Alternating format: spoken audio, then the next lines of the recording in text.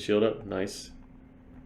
We'll do some damage, whatever, and then watch.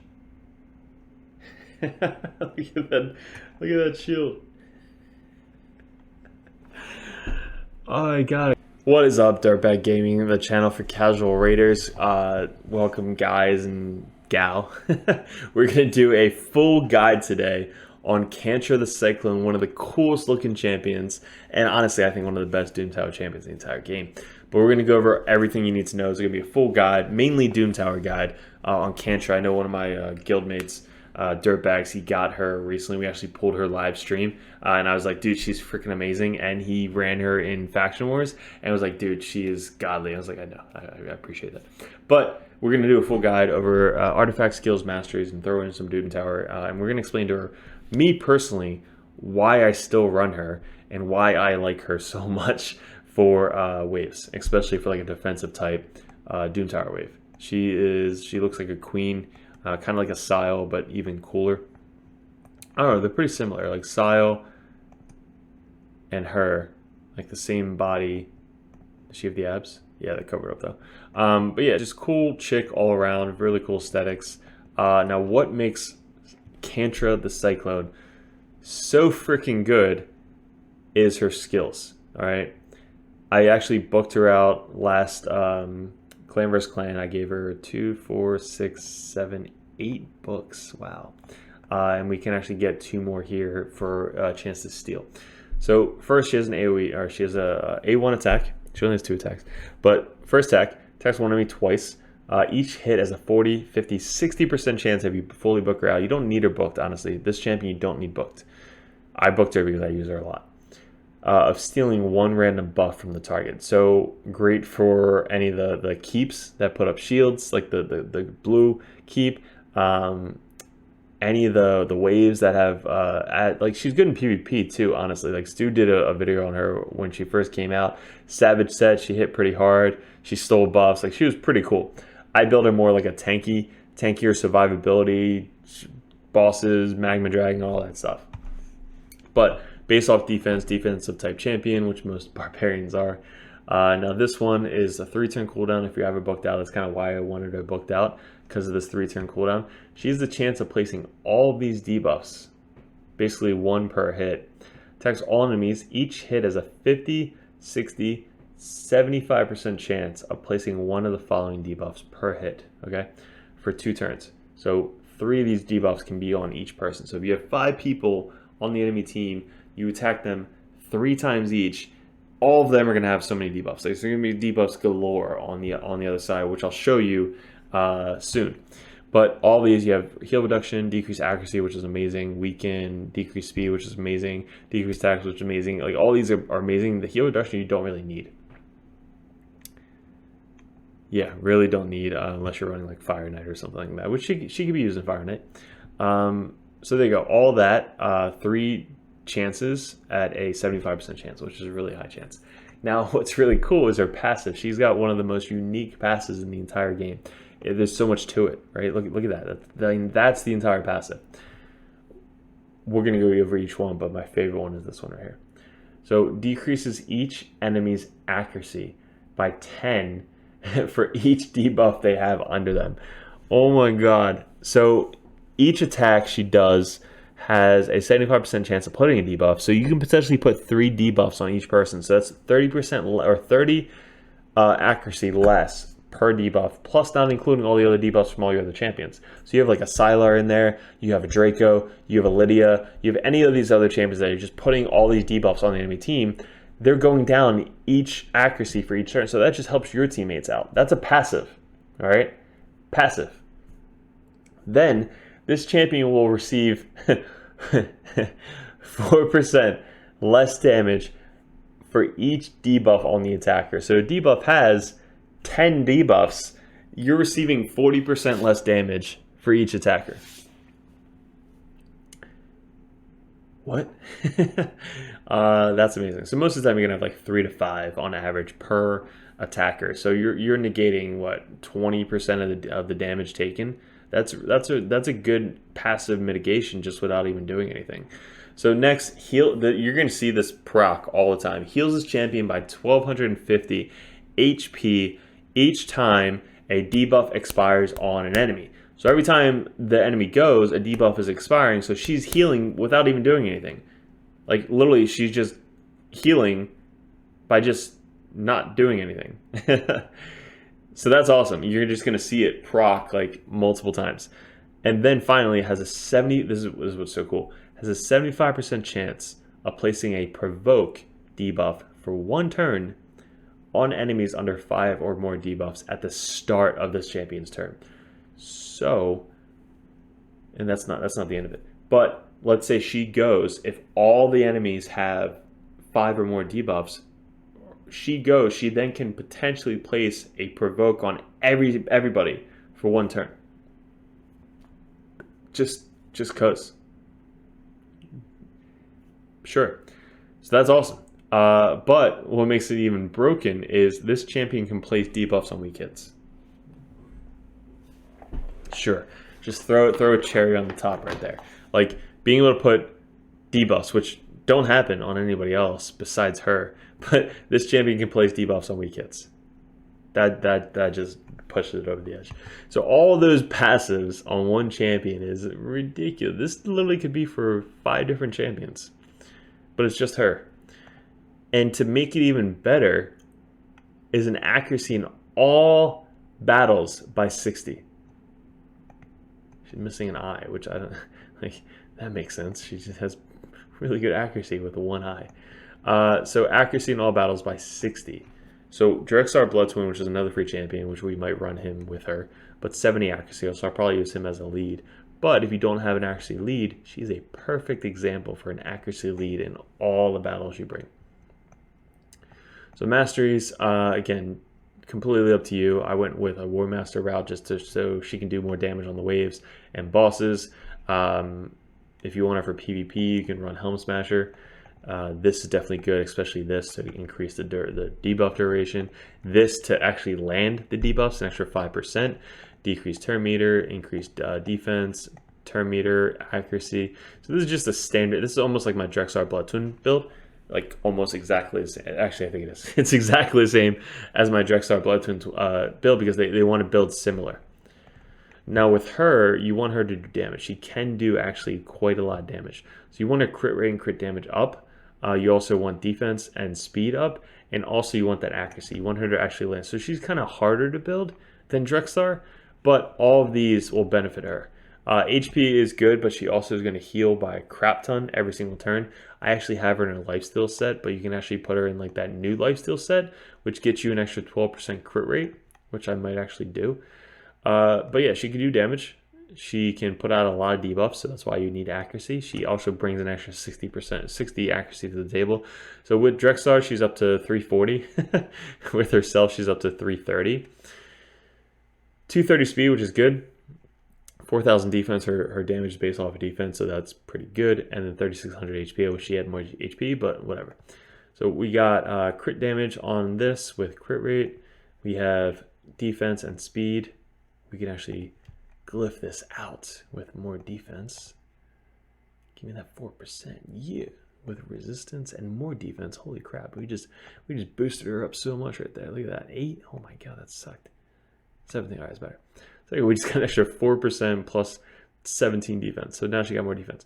Now defense on here, you can go HP if you need. I just want defense. Speed, definitely. Really good speed roll on there. Crit rate, resistance, HP. Crit rate, HP.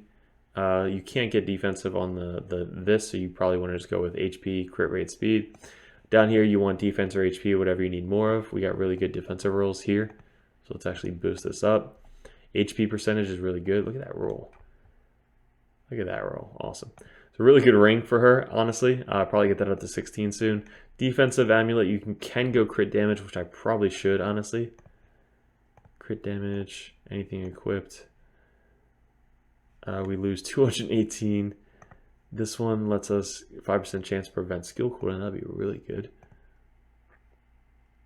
Resistance, accuracy.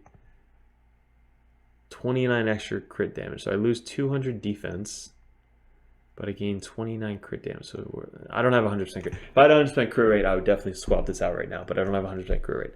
So defense or crit damage for the there, and then accuracy 100% for the banner to land that debuffs. Speed as much as possible with defense and HP.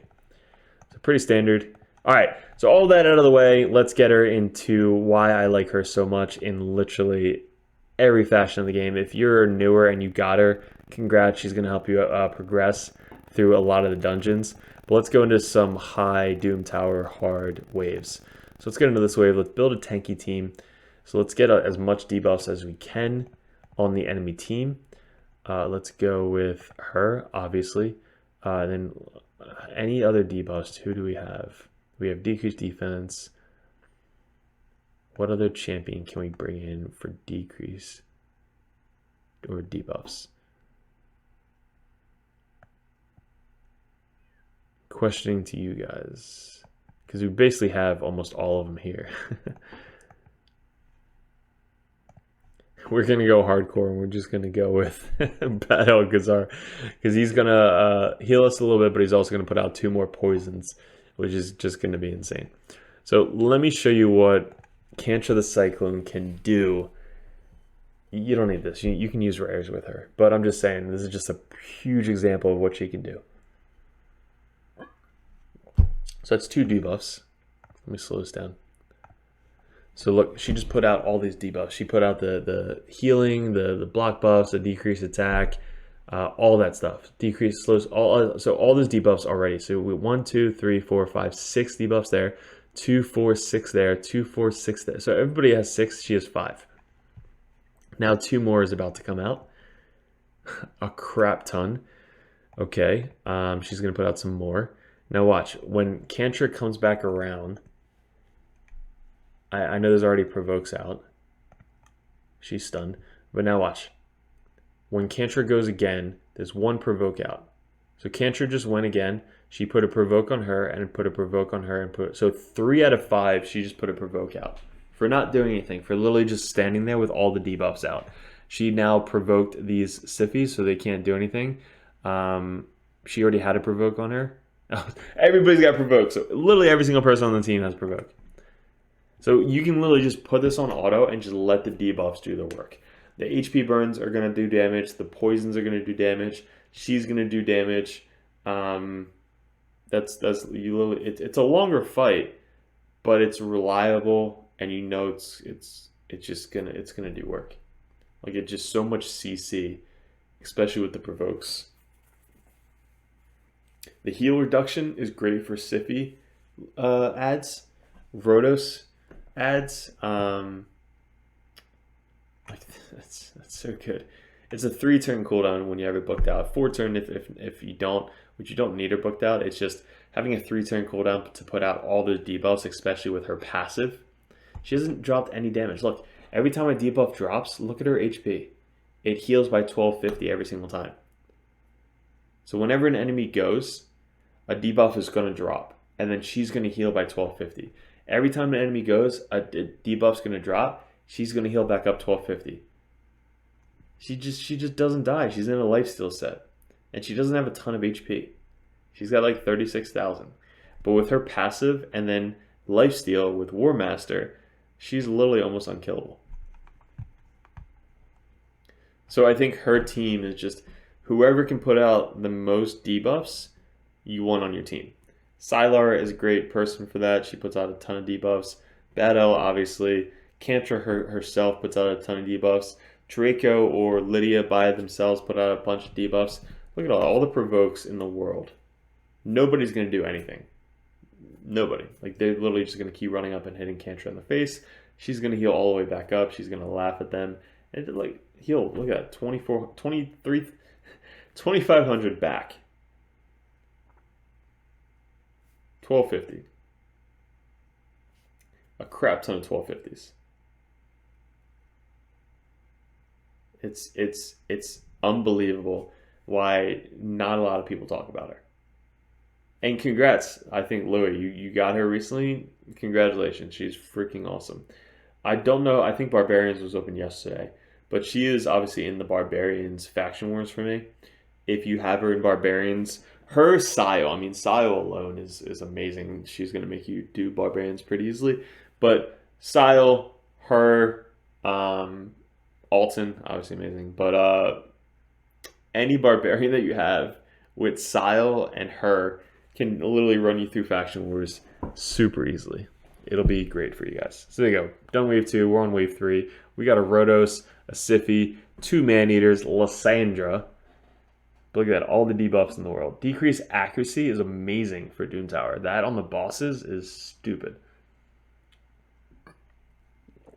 After this, since you kind of understand how the waves work, we're going to show you the Magma Dragon. And I actually made a video with her, Seeker, and God Seeker in the Magma Dragon. Like those 3 as a combo is probably the best team you need for the Magma Dragon. So we're going to run the Magma Dragon after this. We have Kantra in there to kind of provoke, because Magma Dragon is one of the only bosses you can provoke in the game. So being able to put a provoke on him automatically just by him having debuffs makes Kantra that much better. So look, all this debuffs just went out. Provokes went out from Kantra. Block buffs. So the Man-Eaters can't put up their unkillable. Siphi can't buff up everybody. Oh, God, this is so good. There's literally so many buffs you can't even see them all. That's freaking awesome. Everybody's dying from the poisons, HP burns, all that stuff. Yeah, so she doesn't do a ton of damage because I don't have her geared for damage that much.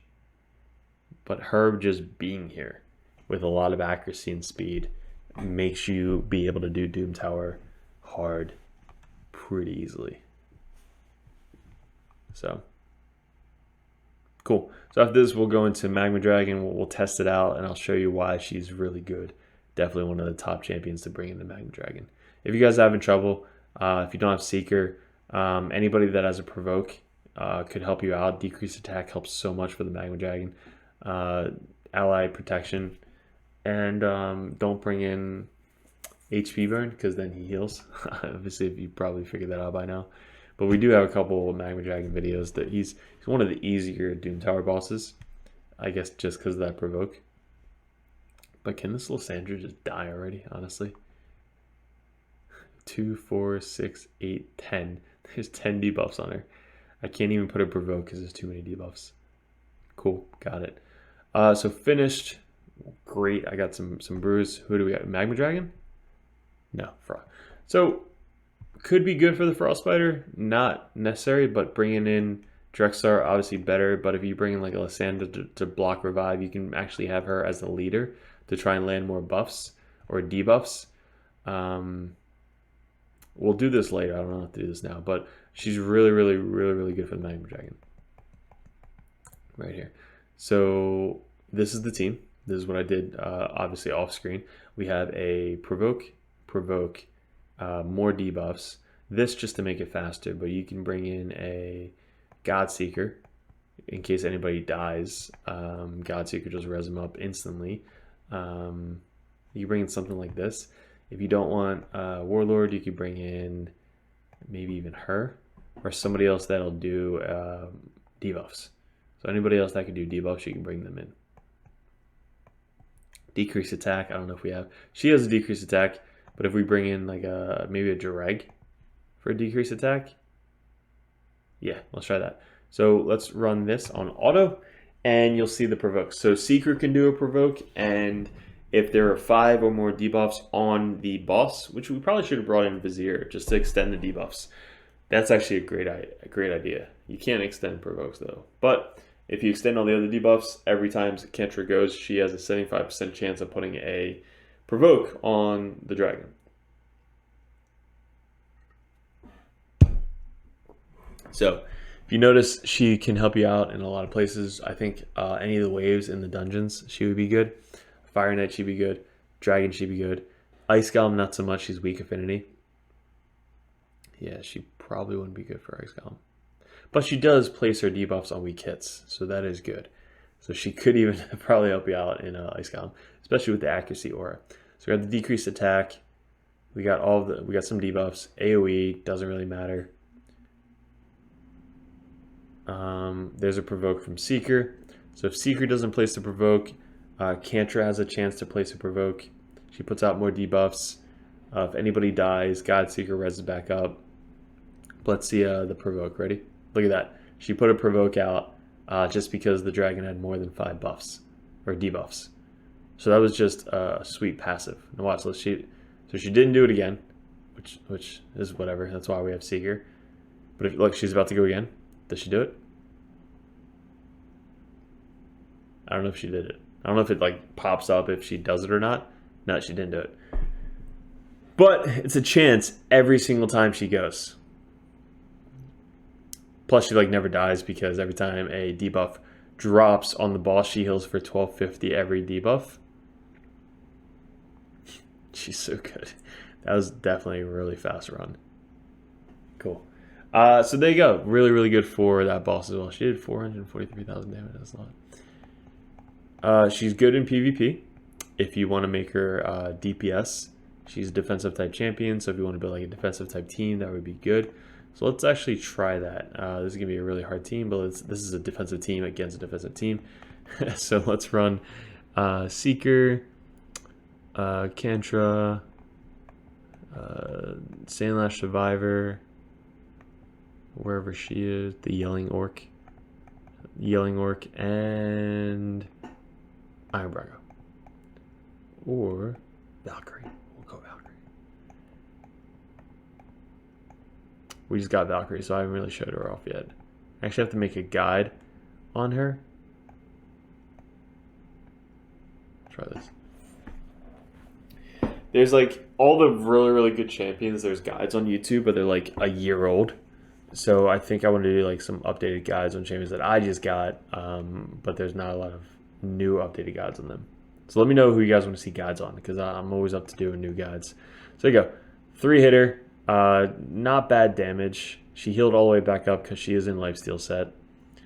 But we have the increased defense from Seeker because of his passive, so she does more damage. We have the block or shared damage if anybody gets hit from Sandlash Survivor. We have the provoke from Seeker, but if anybody has more than 5 debuffs, she just provokes innately. But now there's not. But look, she just healed back up because all those debuffs dropped off of Cardinal. She has a chance to steal buffs, so maybe I'll be able to go again and I can try and steal this buff off of him.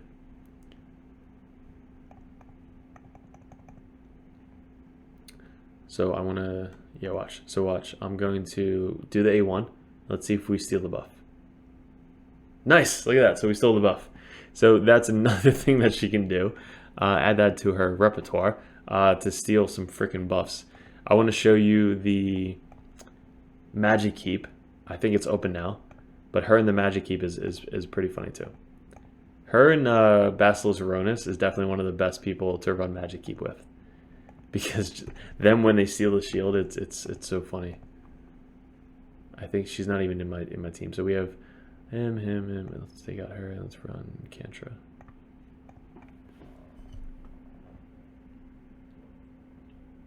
I have to make sure Seer doesn't eat the shield before we steal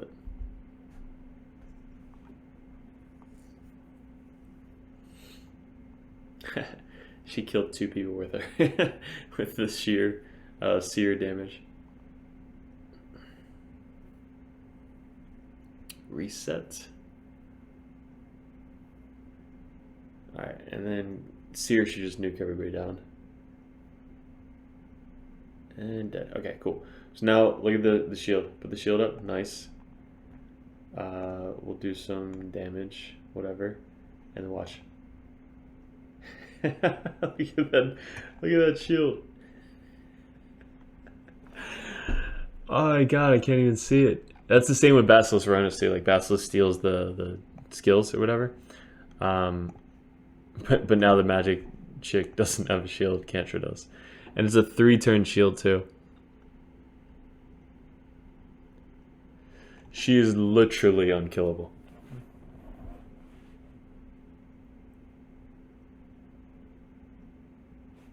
Cool. So that might end it for the KANTRA cycle. So I just wanted to make an updated guide on her because I did one a while ago, but it doesn't have a lot of views because it's one of my first videos, actually. It's hilarious that as you grow, obviously, the content that you make, a ton more video views come out. But all my original, if you guys have any time and you're bored, all my original videos have a really good content. Not the best picture or sound quality, but really good content. Like my highest viewed video is like my 5th or 6th video on the channel. It's like how to farm faster food, and I really have to do an updated guide on that. But KANTRA is one of my first champions that I did a guide for, and this is now an updated guide on KANTRA because the gear, like there's just so many different gear sets you can put on her, and she's now really viable for Doom Tower. Back in the day we didn't have Doom Tower, so now she's really viable again for Doom Tower. That's why I put books into her. So guys, let me know what you thought about KANTRA. Do you have her? Do you want her? What build do you have her for? Where do you use her mostly? Are you going to start using her? Have you figured out the secret with Magma Dragon, with the Provoke? But guys, let me know in the comments. If you haven't joined the Discord already, join the Discord. A couple really cool, chilled dirtbags in there. I think there's a girl in there as well. But let me know what you guys want to see next. There's a ton of content coming up, so hit the subscribe button and the notification bell so these actually pop up for you guys. If you guys want any account takeovers, DM me on Discord so that way we can do some account takeovers. Join DBN5 for the Dirtbag Nation 5 clan boss. We're on Ultra Nightmare clan boss and regular Nightmare. Plus Clan vs. Clan is coming up. That is a badass axe, by the way. So yeah, let me know in the comments. Good luck with everything, guys. I will see you in another video soon.